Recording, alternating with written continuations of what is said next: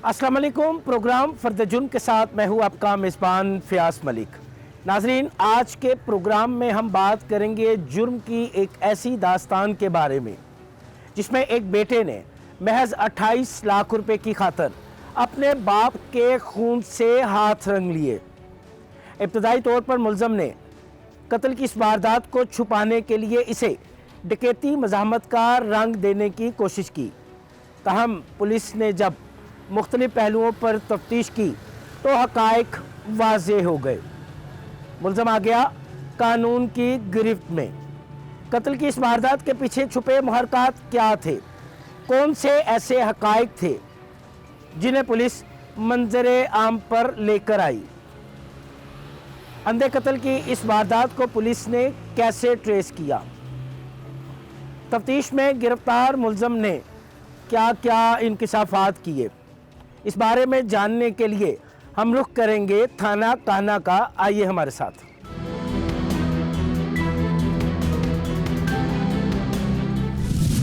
कान्हा के इलाका में बेटे के हाथों बाप का कत्ल, मुआशरा इंतहाई पस्ती की जानिब जा रहा है।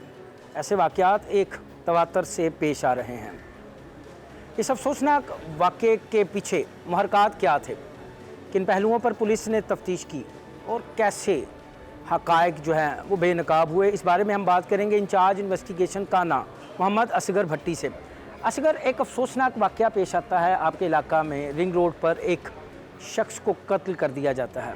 इब्तदाई तौर पर केस को उलझाने के लिए उसे डकैती मज़ाहमत का रंग दिया जाता है।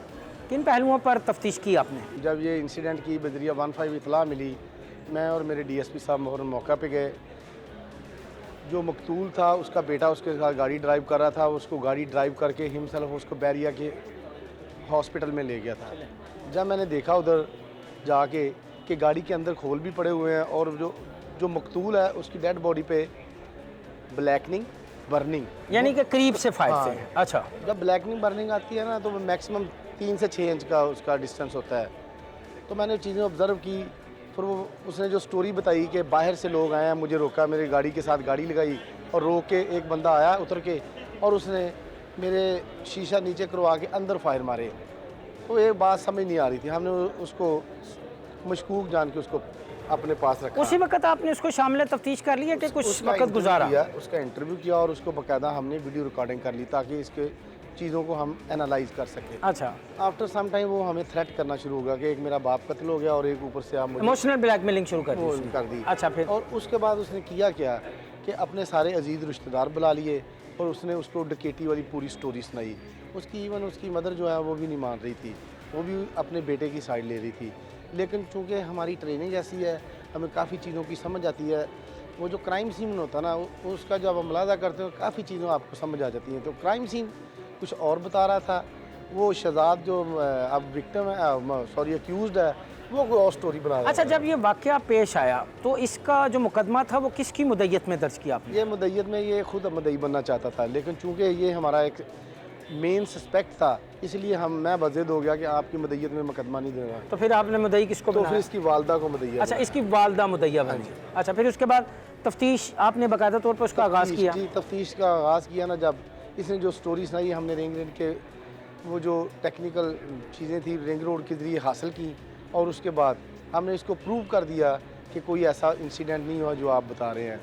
फिर भी इसकी वालदा, इसके रिलेटिव, इसकी स्पेशल इसकी खालास और इसके चचा और नाना वो बाज़िद थे कि इसने ये वाक़या नहीं किया। अच्छा, फिर हमने टेक्निकली उनको प्रूव करके दिखाया कि इसने किया है। तो आफ्टर अ लॉन्ग टाइम वो मतलब ये एक है तो 17 ईयर्स ओल्ड टीनेजर है, लेकिन ये एक पक्के क्रिमिनल की तरह इसने बहुत रजिस्ट किया। अच्छा, जब आपने तफ्तीश शुरू की तो इसने आपको उलझाने की कोशिश की, डकैती का रंग देने की कोशिश की। जब इसने एतराफ़ जुर्म कर लिया तो फिर इसने मुहरकात क्या बताया आपको? इसने मुहरकात ये बताया कि ये अपने बाप का एक लाडला बेटा है। अच्छा। इसका बाप इसके साथ बहुत ज़्यादा प्यार करता था, इसकी हर जायज़ नाजायज़ वो ख्वाहिश पूरी करता था। अगर इसने कहा ना कि ये एप्पल का नया 14 प्रो मैक्स आ गया है, उसने फ़ौरन ले दिया। अब इसने अपने बाप के एक शॉपी ऐप है, शॉपी में जाके इसने ट्रेनिंग ली, उसके ज़रिए ये ऑनलाइन बिज़नेस करना चाहता था। अच्छा। इसके वालिद ने अपनी गाड़ी सेल की 28 लाख की और इसको 22 लाख दे दिए। इसने कहा जी मैंने अकाउंट खुलवा लिया है, तो अकाउंट खुलवा के अब मैंने वो ऑनलाइन बिज़नेस स्टार्ट कर दिया। अब हमारे रिटर्न آج پیسے آنے شروع ہو جائیں گے، لیکن ایسی بات ہے کچھ نہیں تھی۔ آفٹر 2 months اس کے باپ نے پوچھا بھی آپ کرتے کیا ہو؟ یہ اس کو گھماتا گھموتا رہا، لیکن وہ بضد رہا، انسسٹ کرتا رہا کہ آپ مجھے سچی بات بتائیں۔ اس نے کہا جی اکاؤنٹ میں کوئی پرابلم ہے، پیسے واپس آنے شروع ہو گئے ہیں۔ جوہر ٹاؤن میں ہم نے ایک اکاؤنٹ کھلوایا ہے، یہ اپنے والد کو یہ جانسا دے کے کہ اکاؤنٹ میں جو پرابلم ہے آپ کا تھم امپریشن لگنا ہے، آپ ادھر آئیں تو وہ اکاؤنٹ اچھا، ایکٹیو ہو اس نے جائے گا۔ پلاننگ کیسے کی تھی قتل کی؟ اس کے ساتھ نا اس کے جو پیسے ہیں نا، اس نے پیسے دیے تھے ایک صفدر رزاق کھوکھر نامی آدمی ہے جو چنگی کے پاس رہتا ہے۔ یہ بیسیکلی وہ اس کو ساتھ لے جاتا تھا، اس کو پارٹیز بھی کرواتا تھا۔ اس نے اس سے پیسے 22 لاکھ لے لیا۔ جب اس نے 22 لاکھ اس کے مطابق، ابھی وہ بندہ نہیں پکڑا گیا، اب اس میں ہم نے اس کو اپنی FIR میں نامینیٹ کروا دیا ہے۔ جب اس نے 22 لاکھ دیا، پھر اس کا والد اس کو تنگ کرنے لگ پڑا۔ اس نے اس کو آئیڈیا دیا کہ اپنے والد سے جان چھڑوا لو، جو بھی ہے آپ گھر کے نا کل مختار بن جائیں گے۔ اس نے اس کو پسٹل دیا، یہ اس کے نہیں، مطابق۔ پلان اس نے کیسے کیا؟ کوئی فلم دیکھی، کوئی ویب سیریز دیکھی، کوئی کہانی پڑھی؟ نو، دس از اے ماڈرن ایج، ہر بندہ کیا کر رہا ہے، یہ جو انٹرنیٹ نے ہر طرح کی سہولت دی ہوئی ہے، اس نے اسی سے کوئی فائدہ اٹھا کے پلان بنایا کہ والد مجھے تنگ کرتا ہے، اب میں اپنے والد کو مار دوں گا۔ اس کے بعد میں، چونکہ یہ سب سے بڑا بھائی تھا، اس کا چھوٹا بھائی 11 سال کا ہے، ایک 13 سال کا ہے، ایک 11 سال کا ہے۔ ٹوٹل 3 بھائی ہیں۔ 3 بھائی ہیں۔ اچھا، اس نے اب دیکھا کہ باپ پیسے واپس مانگ رہا ہے تو اس نے اس کا مرڈر کر دیا۔ مرڈر کر دیا۔ تو مرڈر کے لیے اس کے پاس ویپن کہاں سے آیا؟ ویپن اس صفدر رزاق کھوکھر نامی آدمی سے اس نے لیا۔ اس نے اسے دیا؟ ہاں، اس نے بتایا، ہم نے اس کو گھر ریڈ کیے ہیں، وہ گھر کو لاک کر کے بھاگ گیا ہے۔ اچھا، تفتیش کا عمل کس حد تک مکمل ہوا ہے؟ تفتیش کا عمل 70% تک مکمل ہو گیا۔ اس نے اعتراف جرم بھی کر لیا ہے اور ویپن بھی ریکور کروا دیا ہے۔ اب صفدر کی جو بات کر رہا ہے، صفدر بھاگ گیا ہے، صفدر پکڑا جائے گا تو چیزیں ساری کمپائل ہو جائیں گی۔ اچھا، محرکات اس نے کیا وہی بتایا کہ میرے پیسے تھے وہ صفدر لے گیا تو؟ ملک صاحب ایکچولی نا ہر قتل کے پیچھے 3 ہی وجوہات ہیں، زن، زر، زمین۔ اس میں بھی زر کا سارا معاملہ تھا۔ اس پورے مطلب وقوع میں ایک لیسن ہے کہ اپنے چھوٹی عمر کے بچوں کو اتنے بے جا ان کی خواہشات پوری نہیں کرنی چاہیے، اور نہ ہی ان کو اتنے پیسے دینے چاہیے کہ وہ خود سر ہو جائیں اور اپنی جائز نجائز خواہشیں بھی پوری کریں اور ساتھ ساتھ بری سوسائٹی کا شکار بھی اچھا، ہوتے اصغر ہیں۔ کب تک تفتیش مکمل کر لیں گے آپ؟ کیا بس اب لاسٹ مراحل میں ہے، 2-4 دن میں یہ کمپلیٹ ہو جائے گی انشاءاللہ۔ کوئی ایسا سکم کوئی لگتا ہو آپ کو کہیں کوئی کہ ملزم جو ہے وہ اس میں تفتیش ایک میں؟ یہ ہے کہ اس کی والدہ اس کے لیے سافٹ کارنر رکھتی ہے، وہ نہ اس کو ریلیز کروانے کی کوشش کرے، لیکن ہم انشاءاللہ تعالیٰ کو ٹیکنیکل ایویڈنس اور فرینزک کی ایویڈنس کافی ہیں ہمارے پاس، یہ ساری ایسے کنیکٹ کریں گے کہ اس کی اگر والدہ چاہے بھی تو یہ باہر نہ آ سکے۔ اس طرح تو معاشرے میں بگاڑ پیدا ہوگا، یہ آئے گا اور مزید لوگ بھی بگڑیں گے کہ ہوتا کچھ بھی نہیں ہے اپنے کسی بھی پیارے کی جان لینے۔ باتیں سنیے، آپ نے انچارج انویسٹیگیشن کانا انسپیکٹر اصغر بھٹی کی۔ یقیناً ایسے واقعات معاشرے میں بگاڑ کا سبب بنتے ہیں۔ ایسے واقعات کے سبب کے لیے ان میں ملوث عناصر کو قانون کے مطابق قرار واقعی سزا جو ہے وہ بھی وقت کی اہم ضرورت ہے۔ تاہم ابھی تفتیش کا سلسلہ جاری ہے، تفتیش مکمل ہوگی تو یقیناً اس میں ملوث ملزمان کو ان کے کیے کی سزا ضرور ملے گی۔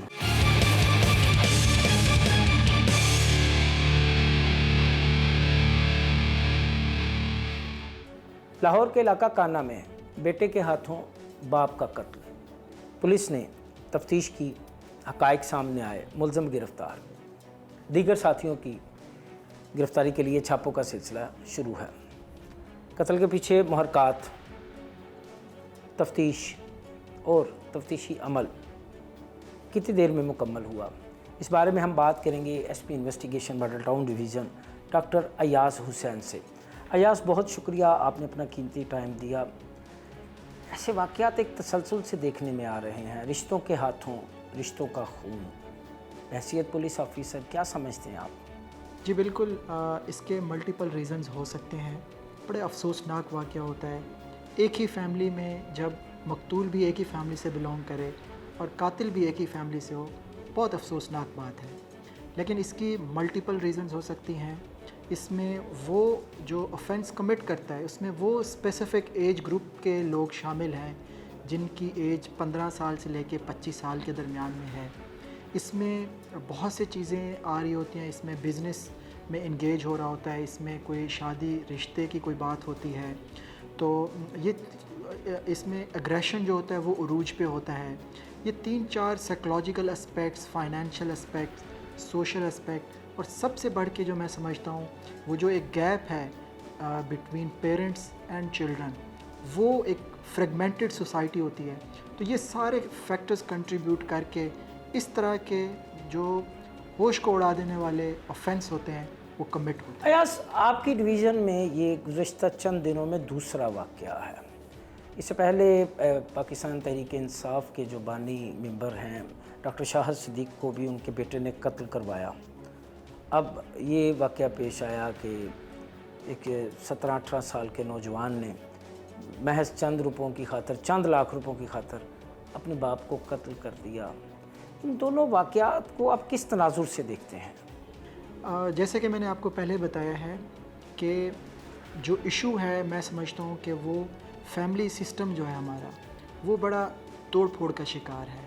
وہ جو ہماری ویلیوز اور نارمز، وہ ایک پیرنٹس کی جو ایک ذمہ داری ہوتی ہے اپنی اولاد کی تربیت پہ، ان کا خیال رکھنے پہ، وہ ایک لنک مسنگ ہے. سملرلی جو اولاد کا ایک رسپیکٹ کا ریلیشن شپ ہوتا ہے، یہ بڑا ایک ڈیلیکیٹ، ہمارے جو ایسٹرن کنٹریز ہیں یہ نارمز موجود ہیں، ان کی ایک باقاعدہ سوسائٹی میں یہ ویلیوز موجود ہیں.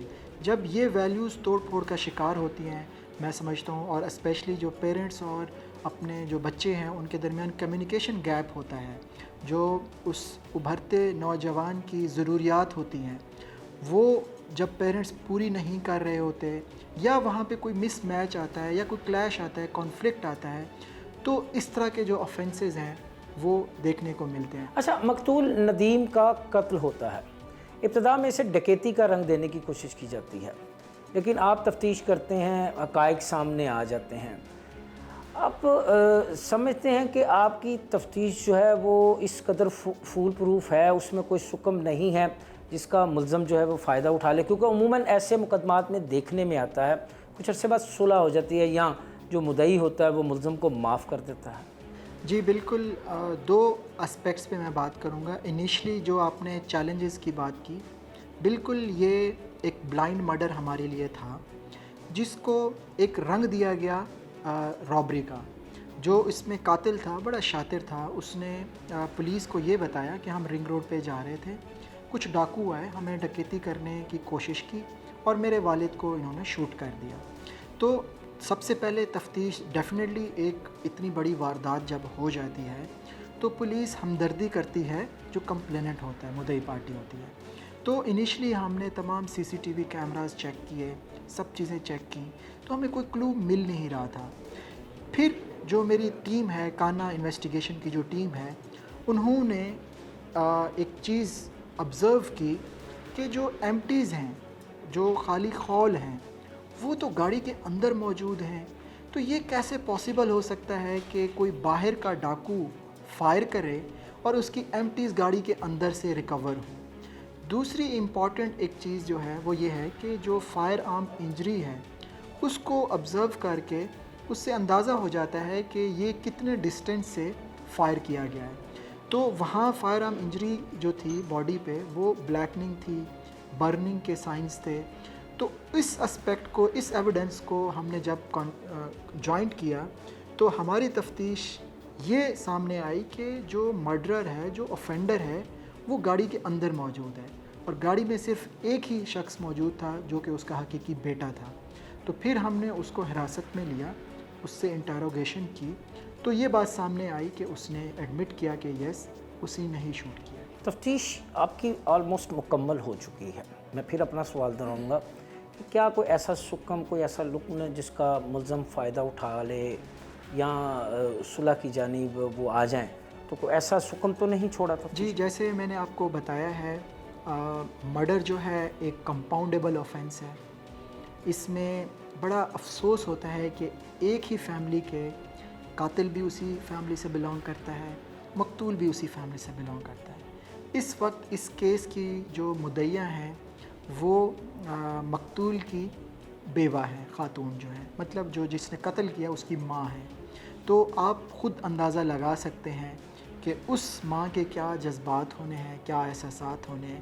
ایک طرف تو وہ اس کے جو شوہر تھا، اس کا سایہ تھا، اس سے وہ بیچاری محروم ہوئی، دوسری طرف دیکھتی ہے تو اس کا اپنا سگا بیٹا جو ہے وہ قاتل ہے۔ تو یہ بڑا مشکل ہوتا ہے۔ یہ مرڈر ایک کمپاؤنڈیبل آفینس ہے، لیکن پولیس کا اس سے کوئی لینا دینا نہیں ہے۔ پولیس نے وہ تمام ایویڈنس بڑے فول پروف طریقے سے کلیکٹ کیے ہیں اور اس کو صفحہ مثل پہ لائیں، اور انشاءاللہ ہم اس کو قراروا کی سزا کریں۔ اچھا ایاز، ان لیگل ویپن، قتل کی کوئی واردات ہو یا ڈکیتی کی، رازنی کی کوئی واردات ہو یا دیگر کوئی سنگین جرائم ہو، ان لیگل ویپن 99% مقدمات ایسے ہیں، 99% واقعات ایسے ہیں، 99% کیسز ایسے ہیں جن میں ان لیگل ویپنز ہیں۔ کہاں سے آتے ہیں یہ ان لیگل ویپن؟ کیوں نہیں پولیس ان ویپنز پہ کنٹرول کر رہی ہے؟ جی بالکل، آپ کا یہ جو آرگیومنٹ ہے، I agree with this argument, directly proportional ہوتا ہے کسی ایریا میں کتنا انلیگل ویپن ہے اور اس ایریا میں کرائم کتنا ہے۔ بالکل آپ نے درست اس کی نشاندہی کی ہے۔ پولیس کی کنٹینیوس کیمپینز چلتی ہیں اور بڑی ہیوی کوانٹٹی میں ہم اس طرح کے انلیگل جو ویپنز ہوتے ہیں وہ کنفسکیٹ کرتے ہیں۔ خاص طور پہ کوئی جب ایونٹ آ رہا ہوتا ہے، کوئی نیو ایئر ہوتا ہے، کوئی نیا سال جیسے کوئی تقریبات ہوتی ہیں، تو ان مواقعوں پہ انلیگل ویپن کے استعمال کے کافی خدشات ہوتے ہیں۔ تو یہاں پہ ہمارے لاہور میں بڑا ایک اسٹرانگ آپریشن۔ میں نے سوال پوچھا تھا یہ آتے کہاں سے ہیں؟ جی اس کا جیسے میں نے آپ کو بتایا ہے کہ پولیس جب کوئی اس طرح سے ریکوری کرتی ہے، اس کے پیچھے پوری ایک سپلائی چین ہوتی ہے، تو اس کو ڈیٹیکشن پہ جاتے ہیں، یہ باہر سے بھی سمگل ہوتے ہیں، اس میں جو دوسرے سماج دشمن عناصر ہیں وہ اس کو پرووائڈ کرتے ہیں۔ تو یہ سارے ڈفرینٹ اس میں پھر ہم چلے جائیں گے آپ کے جو لا انفورسمنٹ اور ادر ایجنسیز ہیں، FIA ہے، تو اس میں پورے مافیاز کبھی کبھی انوالو ہوتے ہیں۔ تو اچھا، کیا آپ یہ نہیں سمجھتے بحیثیت پولیس آفیسر کہ اگر ان لیگل ویپن کی نقل و حرکت پہ کنٹرول کر لیا جائے، اس کی خرید و فروخت کو روک دیا جائے، تو لاملا سنگین اور عام نوعیت کے جرائم میں واضح کمی آئے گی؟ میں یہ تو نہیں کہہ سکتا کہ یہ ختم ہو جائیں گے، لیکن واضح کمی آئے گی۔ جی بالکل، آئی 100% ایگری ود یو۔ اس سے جب وہ آلہ قتل ہی نہیں ہوگا، وہ ویپن آف آفینس ہی نہیں ہوگا، تو آفینس ہی کمٹ نہیں ہوگا۔ تو میں نے جیسے آپ کو بتایا ہے کہ یہ ڈائریکٹ ریلیشن شپ ہے انلیگل ویپن کا اور آفینس کا، ریٹ آف کرائم کا۔ تو جو ہماری لاہور پولیس میں جو ایک اسٹرانگ آپریشن ونگ ہے، وہ اس کے مکمل ریڈز کرتے ہیں، ہمارے سرچ آپریشن ہوتے ہیں، ایک جو ہاٹ سپاٹ کرائم پاکٹ ہوتی ہے، ایک رول ہے لوکل پولیس کا۔ ویپن گھوم پھر کے الٹیمیٹلی استعمال تو انڈیویجولز کرتے ہیں، جو فرسٹ لائن آف ڈیفنس بنتی ہے وہ لوکل پولیس بنتی ہے۔ اب اس کی صفائی کیسے کرنی ہے، اس کو سینیٹائز کیسے کرنا ہے، اس کرائم پاکٹ کو، ہمارے ملٹیپل سرچ آپریشنز ہوتے ہیں، ہماری اس پہ پرفارمنس ایویلیویٹ ہوتی ہے۔ تو ایک ایریا کو، پرٹیکولر ایریا کو جہاں پہ بہت زیادہ کرائم ہوتے ہیں اور یا کرمنل انفیسٹڈ ایریا ہوتا ہے، اس کو ہم کارڈن آف کر لیتے ہیں اور انٹیلیجنس بیسڈ ہم وہاں پہ ملٹیپل آپریشن کرتے ہیں اور بڑی ہیوج کوانٹٹی میں ہم ویپن ریکور بھی کرتے ہیں۔ جیسے آپ نے یہ بات کی ہے کہ وہ انلیگل ویپن جب ہم ریکور کر لیتے ہیں اور اس کو قانون کے کٹہرے میں لے آتے ہیں، تو اس کا امپیکٹ پڑتا ہے کرائم پہ، تو پھر اس ایریا میں کرائم کی جو شرح ہے وہ سگنیفیکنٹلی ڈراپ بھی ہوتی ہے۔ باتیں سنی آپ نے S P investigation Model Town division doctor Ayaz Hussain کی۔ ان کا کہنا ہے کہ کہنے میں بیٹے کے ہاتھوں باپ کے قتل کی تفتیش مکمل ہو چکی ہے، اور اس کے ساتھ ساتھ انہوں نے یہ بھی کہا ہے کہ ان لیگل ویپنز کی خرید و فروخت کو روکنے کے لیے پولیس روزانہ کی بنیاد پر انٹیلیجنس بیسڈ آپریشن کرتی ہے۔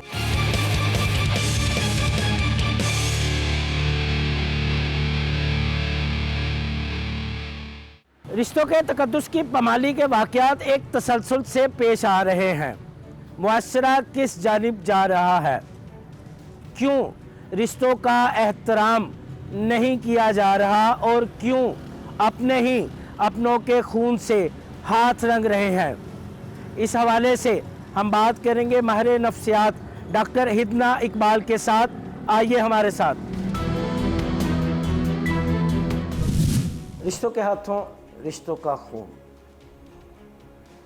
معاشرہ اخلاقی گراوٹ کا شکار ہو رہا ہے، کہیں نہ کہیں تربیت کا فقدان بھی نظر آتا ہے۔ وجوہات کیا ہیں؟ کیوں ایسے واقعات ایک تسلسل سے پیش آ رہے ہیں؟ کیوں رشتوں کا احترام ختم ہوتا جا رہا ہے؟ اس بارے میں ہم بات کریں گے ماہر نفسیات ڈاکٹر ہدنہ اقبال سے۔ میم بہت شکریہ، آپ نے اپنا قیمتی ٹائم دیا۔ میم معاشرہ کس جانب جا رہا ہے؟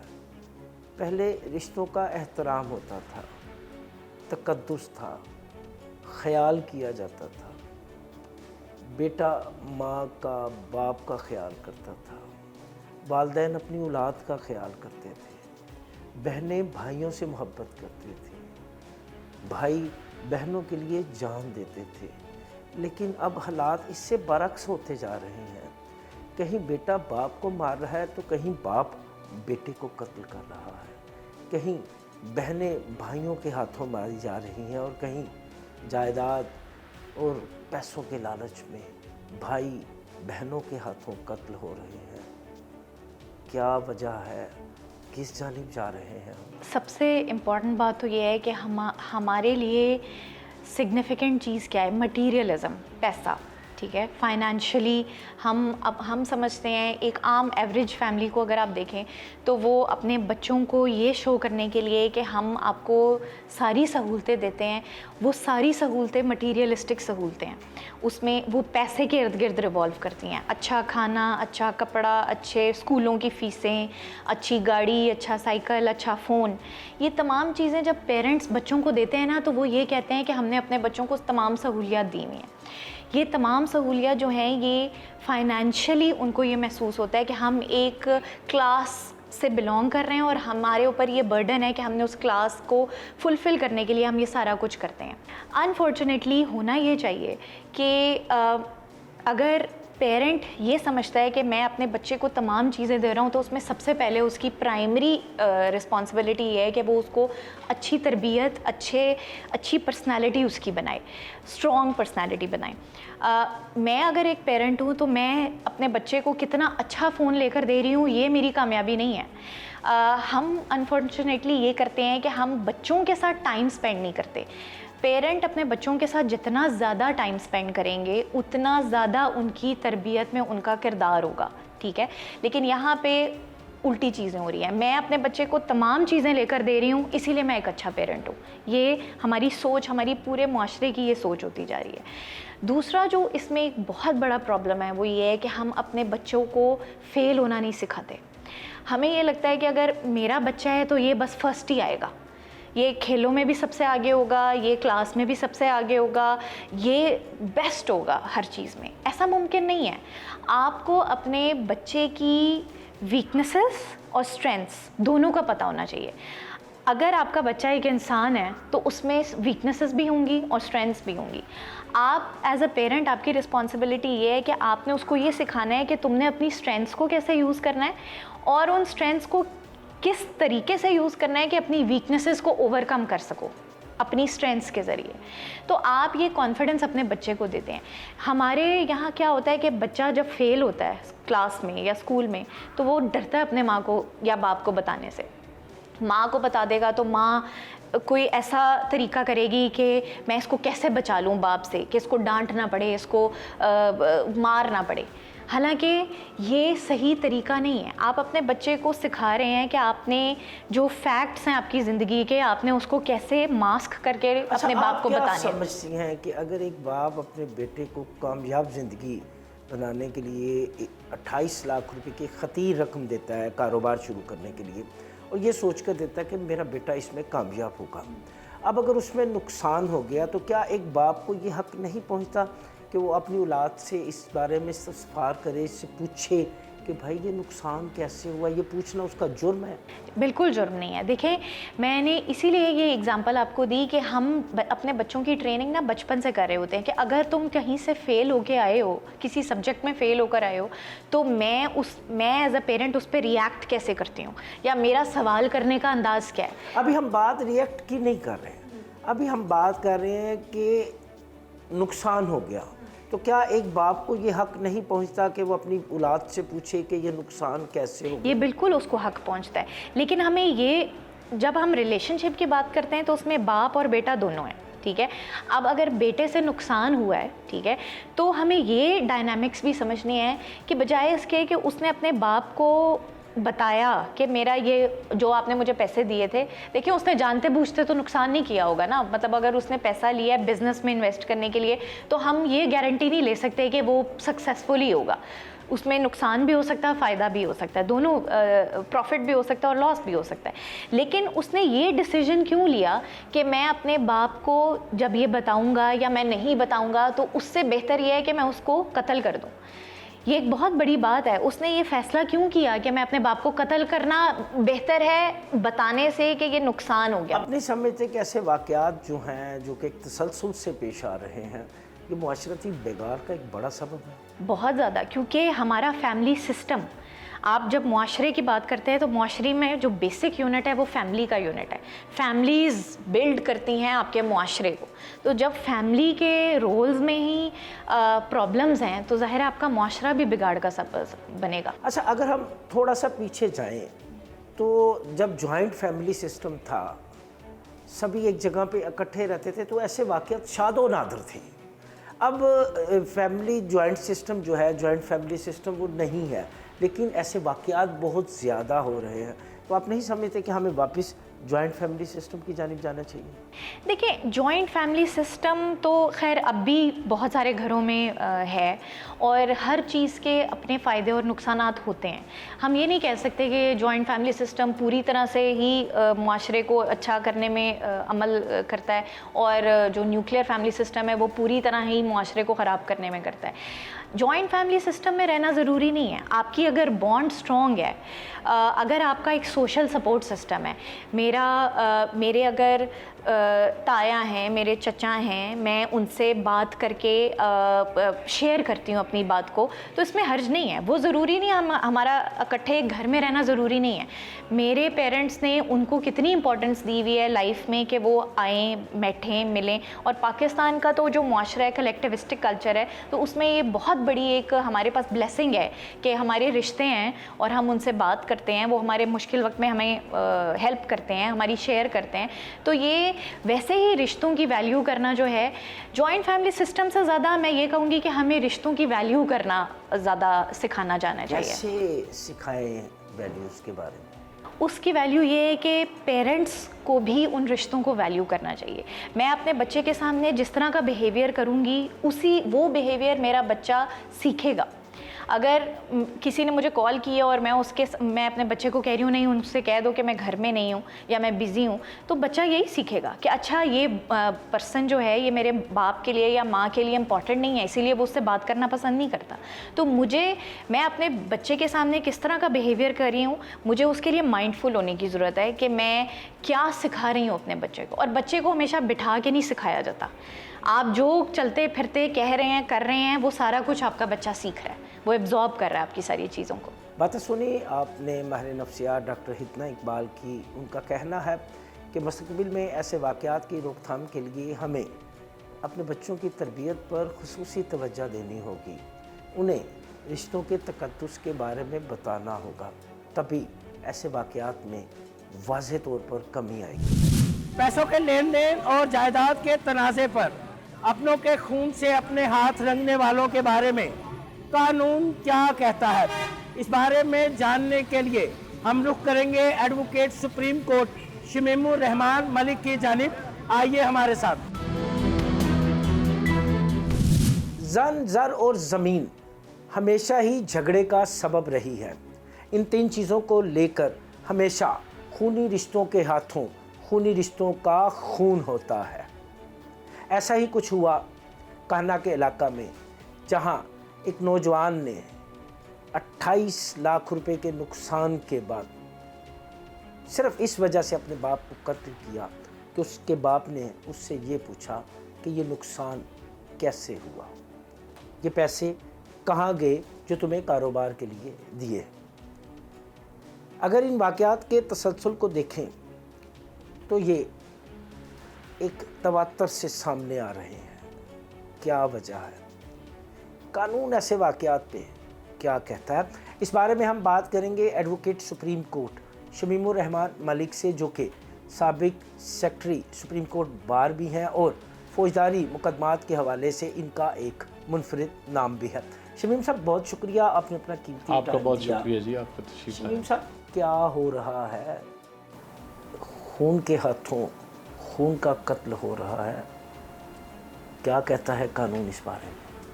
دیکھیے، جس طرح کہ آپ نے فرمایا، اصل بات تو یہ ہے کہ ہمارا جو یہ سارا سوشل سٹرکچر ہے یا سوشل فیبرک ہے ہمارا، خاص طور پہ اس خطے میں اور پھر پاکستان میں، ہمارا تو سارا سسٹم ہی جو ہے وہ فیملی بانڈ کی بنیاد پر قائم تھا اور بڑا مضبوط فیملی بانڈ تھا۔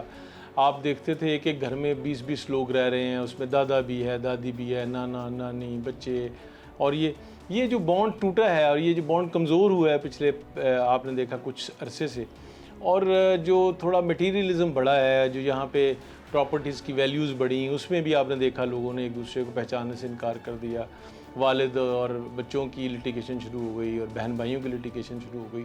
تو یہ ایک توڑ پھوڑ کا عمل جو ہمارے معاشرے میں ہوا ہے، یہ تو سب سے پہلے تو نتیجہ اس کا ہے کہ اب وہ جو ایک دوسرے کی حیا شرم تھی آنکھ میں، اور جو رشتوں کے درمیان ایک محبت تھی اور انس تھا، وہ اس نے اس میٹیریلزم نے بہت زیادہ نقصان پہنچایا اس کو۔ اور اب آپ الٹیمیٹلی یہ دیکھ رہے ہیں کہ یہ ایک کرائم کی طرف اور ایک اس طرف چل پڑا ہے کہ جس کا ہم سوچ بھی نہیں سکتے کہ ہماری سوسائٹی میں بھی یہ ہو سکتا ہے، کیونکہ یہ تو سوسائٹی وہ تھی جس میں سب ایک دوسرے کا خیال کرنے والے، پیار کرتے تھے، پیار کرنے والے، خیال کرنے والے، ایک دوسرے کے دکھ درد کے کیسے ہو ساجھے سکتا دار ہے؟ تھے۔ اگر ساجھے دار نہ ہو تو کیسے 25 لوگ ایک گھر پہ رہ سکتے ہیں؟ کیسے 20 لوگ ایک گھر پہ رہ سکتے ہیں؟ اور کیسے ہو سکتا ہے کہ وہاں پہ بیٹھ کے ایک دوسرے کی مجھے یاد ہے آج بھی کہ دادا کی یا کسی بھی بزرگ کی ایک آواز، یہ صرف نہیں کہ اس پورا خاندان، پورا محلہ بولنے کی جرت نہیں کرتا تھا ان کے سامنے، اور وہ کی ایک لٹ جو ہے وہ سارے محلے کو کنٹرول کرنے کے لیے کافی تھی۔ تو یہ ہماری ٹوٹی ہیں ویلیوز، خراب ہوئی ہیں ویلیوز، اس کی وجہ سے ہوا۔ اور لا جو ہے اس میں دیکھیے، لا نے تو ایک سٹیج پہ آ کے اس میں حرکت میں آنا ہوتا ہے۔ اس کے لیے اگر میں سر پھاڑوں کسی کا بھی، وہ میرا رشتہ دار ہو یا نہ ہو، تو لا نے تو جو دی ہوئی ہے پنشمنٹ وہ وہی ہے جو ہے، اور وہ اس کو ملے گی، سوائے مرڈر کیسز میں کچھ آپ کے علم میں یا کچھ ایکسیپشنز ہیں جس میں ہے، ادروائز تو عام طور پہ جتنے بھی اوفینسز ہیں ان میں یہ وہ فرق نہیں کرتا وہ کہ آپ نے کس کے خلاف اوفینس کیا ہے۔ تو اوفینس کی ایک پنشمنٹ ہے جو انڈیپینڈنٹ ہوتی ہے، وہ سب کو ملنی ہے، لیکن تکلیف دہ بات یہ ہے کہ ہم اپنے جو ہماری اسٹرینتھ تھی وہ ہماری اب ویکنیس بنتی جا رہی ہے۔ اچھا، ایسے مقدمات کو اگر ہم دیکھیں، ان کی ہم تفتیش کا جائزہ لیں یا ہم ان کے ٹرائل کا جائزہ لیں، تو عموماً ایسے مقدمات میں صلح ہو جاتی ہے، کیوں؟ کیا وجہ ہے؟ دیکھیے، جب سے ہم نے یہ اس میں اسلامی قوانین لائے اور ہم نے اس میں کہا کہ کمپاؤنڈنگ آف اوفینس کا جو کانسیپٹ آیا، اس کو بڑا مس یوز کیا گیا یہاں پہ، اور یہ جو اوفینس کا کمپاؤنڈ ہونا ہے، اور اس کے بعد سوائے اس کے کہ اگر فرض کیجئے جو وارثان ہیں وہ آگے کمپاؤنڈ کر دیں اوفینس، تو سوائے پھر فساد فلرز کے کوئی اور کانسیپٹ رہ نہیں جاتا جس کی بنیاد پر کورٹ جو ہے وہ اس کو پنش کر سکے۔ اور فساد فلرز کی بھی آپ کے علم میں ہے کہ وہ بہت زیادہ مشکل ہے اس کو اسٹیبلش کرنا، کہ یہ تو یہ جو کمپاؤنڈنگ اوفینس کا کانسیپٹ آیا اس کی وجہ سے یہ صلح کے جو معاملات ہیں وہ بہت زیادہ ہوئے۔ لیکن میں سمجھتا ہوں ایک اچھا بھی ہے ایک سے وہ جو ایک ہم دیکھتے تھے کہ 40 قتل ہوئے ہیں 2 پارٹیز کے، وہ کافی حد تک کم ہوئے۔ لوگوں نے یہ سیکھا کہ ہم ایک دوسرے کے ساتھ ٹھیک ہے، اگر قتل ہو گیا ہے تو اس کا مطلب یہ نہیں کہ ہم نے بھی ضرور قتل ہی کرنا ہے، کوئی اور بھی راستہ ہے بیٹھ کے، اور شاید اس سے دشمنیاں ختم بھی ہوئیں۔ اس سے وہ جو ایک کلچر تھا، جو جب ہم نے پریکٹس شروع کی تو ہم دیکھتے تھے کہ وہ ہمارے پاس 2 پارٹیز آئیں اور دونوں کے اوپر 30 40 FIRs ہیں، تو وہ شاید اس سے تھوڑا کلچر کم بھی ہوا، لیکن یہ مس یوز بھی ہوا۔ آپ نے دیکھا ریمنڈ ڈیوس کیس پہ یا کچھ اور کیسز پہ جہاں پہ اس کو مس یوز بھی کیا گیا۔ تو جب بھی کوئی نئے لاز بنتے ہیں، نئی ایک سچویشن بنتی ہے، وہ ہمیشہ مس یوز بھی ہوتی ہے، اس کے اوپر قدغن لگانی چاہیے، اور اسی کو ہی ہم کہتے ہیں کہ یہ ایک وہ پروسیس ہے جو چلتا رہنا چاہیے، کہ جب لاز بنتے ہیں اس کا جب مس یوز ہوتا ہے تو آپ نے اس کو روکنا ہوتا ہے، اور اس کا جو یوز ہے یا اس کا جو فروٹیلیٹی ہے یا اس کی جو اس کی اچھائی ہے اس کو آپ نے بڑھانا ہے۔ تو یہ ایک پروسیس ہے جو کہ ایوولوشنری پروسیس ہے، ساری دنیا میں چلتا ہے، ہمارے ہاں بھی چل رہا ہے۔ انشاءاللہ اس ایوولوشن کے ذریعے ہم یہ جو اس کا مس یوز ہے اس کو ہم ختم کر سکتے ہیں اور اس کو کنٹرول کر سکتے ہیں۔ اچھا شمیم صاحب، ایک وقت تھا کہ ایسے واقعات اکا دکا پیش آتے تھے، شاد اور نادر جو تھا ایسا واقعہ سننے کو ملتا تھا، لیکن اب تو دیکھا جائے تو ایک تسلسل سے یہ ایسے واقعات سامنے آ رہے ہیں کیا سمجھتے ہیں کوئی اس میں کیا چیز ہے, کون سے ایسے اسپیکٹ ہے جن کی وجہ سے ایسے واقعات سامنے آ رہے ہیں؟ دیکھیے ایک تو میں یہی پہلے جس طرح میں نے عرض کیا کہ وہ جو ایک ہمارا ہم سب سے پہلے تو کوئی بھی ڈسپیوٹ ہوتا تھا گھر میں ریزالو ہو جاتا تھا, وہاں نہیں ریزالو ہوتا تھا, محلے میں ریزالو ہو جاتا تھا. اگر محلے میں ریزالو نہیں ہوتا تھا پھر اس سے تھوڑے سے بڑے لیول پہ ریزالو, وہ ایک ہمارا جو ریزولوشن کا سسٹم تھا جس کو ہم پنچایت سسٹم بھی کہہ سکتے ہیں, وہ کافی ویک ہو گیا. ہم نے ایک دوسرے کی ماننی چھوڑ دی, ہم ایک دوسرے کے اوپر اعتبار کرنا چھوڑ دی. ایک ٹرسٹ ڈیفیسٹ ہے جو کہ معاشرے میں ہم اس وقت محسوس کر رہے ہیں. اس میں بہت سارا رول جو ہے وہ ہمارے پولیٹیشین نے بھی پلے کیا کہ وہ ایک جو سیاست ہے اس کو دشمنی کی شکل میں اختیار کر رہے ہیں. وہ ہم بھی اب بھی گھروں میں محسوس کر رہے ہیں اپنے کہ وہاں پہ بھی ایک دشمنی کی کیفیت بنتی جا رہی ہے. تو وہ سب سے پہلے تو وہ ہے. اور اس کے بعد ایک اور اسپیکٹ یہ ہے, اگر آپ آج سے 20 سال پہلے دیکھیں تو اس میں دیکھیں نمبر آف ایف آئی آرز بہت کم ہوتی تھیں. ایف آئی آر کرانے کا رواج کم تھا, دوسرا ایف آئی آر ہوتی بھی نہیں تھی.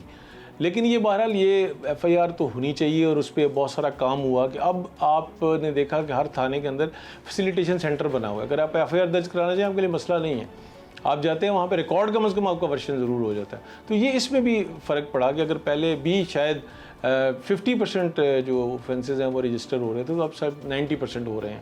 اس سے بھی فرق پڑا ہے. جرائم بھی بڑے ہیں لیکن ان کا رجسٹر ہونے کا پروسیس بھی بڑا ہے, جس سے ہمیں ذرا زیادہ پریشانی لاحق ہو جاتی ہے کہ شاید جرائم بہت زیادہ بڑھ گئے ہیں. پہلے آپ کے علم میں ایک خاتون کسی کا تھانے میں جانا اور وہاں پہ ایف آئی آر درج کرانا نیکسٹ ٹو امپاسبل تھا. لیکن آج آپ نے دیکھا ڈفرینٹ میکنزمز آ گئے ہیں. اب اس کے اندر آپ نے انکوائری کمیٹیز بعض جس طرح بنا دی ہیں کہ ان کو اختیار دے دیا, وہ پروسیڈ کر سکتے ہیں. آپ ایف آئی آر درج کرانا بڑا آسان ہو گیا, ایف آئی آر درج ہو سکتی ہے. تو یہ بھی ایک فیکٹرز ہیں. شاید ہم یہ نہیں کہہ سکتے کہ ہم بہت برے لوگ ہو گئے ہیں, جرائم بہت شاید بڑھ گئے ہیں. ہم نے کچھ تھوڑا سا فیسیلیٹیشنز بھی کی ہیں, چیزیں ریکارڈ پہ آنا شروع ہو گئی ہیں جو پہلے ریکارڈ پہ نہیں آتی تھی. اور یہ بڑی اچھی بات ہے, جب چیزیں ریکارڈ پہ آئیں گی, ٹرانسپیرنسی ہوگی, چیزیں سامنے آئیں گی تو پھر ہی آپ سولوشن کریں گے نا. جب تک آپ کو سامنے آپ کو پتہ ہی نہیں کہ ہمارا مسئلہ ہے کیا تو آپ سولوشن کیسے کریں گے. تو اس سے پہلے چیزیں کارپیٹ کے نیچے چھپائی جاتی تھی, اب چیزیں سامنے آ رہی ہیں وچ از ویری گڈ. اور جتنی بھی معاشروں نے ترقی کی ہے, جتنے ڈیولپڈ کنٹریز آپ دیکھتے ہیں, وہ کارپیٹ کے نیچے چھپاتے نہیں ہیں چیزیں, وہ اپنے سامنے لاتے ہیں جیسی بھی ہے اور اس کا پھر حل کرتے ہیں. تو میرا خیال ہے ہم بھی انشاءاللہ اس ایک گلوبل کلچر کی طرف بڑھ رہے ہیں. باتیں سنی آپ نے ایڈوکیٹ سپریم کورٹ شمیم الرحمان ملک کی. ان کا کہنا ہے کہ ایسے واقعات کی روک تھام کے لیے ہمیں ایک بار پھر جوائنٹ فیملی سسٹم کی جانب جانا ہوگا. والدین کی حیثیت سے ہمیں اپنے بچوں پر توجہ دینی ہوگی اور اولاد کی حیثیت سے ہمیں اپنے والدین کا احترام کرنا ہوگا. آپ نے دیکھی جرم کی یہ داستان. محض 28 لاکھ روپے کی خاطر باپ کو قتل کرنے والا ملزم اس وقت ہے قانون کی گرفت میں, جہاں اس سے مختلف پہلوؤں پر تفتیش کا سلسلہ جاری ہے. لیکن یہاں پروگرام فرد جرم کا وقت ختم ہوا چاہتا ہے. اگلے ہفتے جرم کی نئی داستان کے ساتھ دوبارہ آپ کی خدمت میں حاضر ہوں گے. تب تک کے لیے مجھے اور میری ٹیم کو اجازت دیجیے. اللہ حافظ.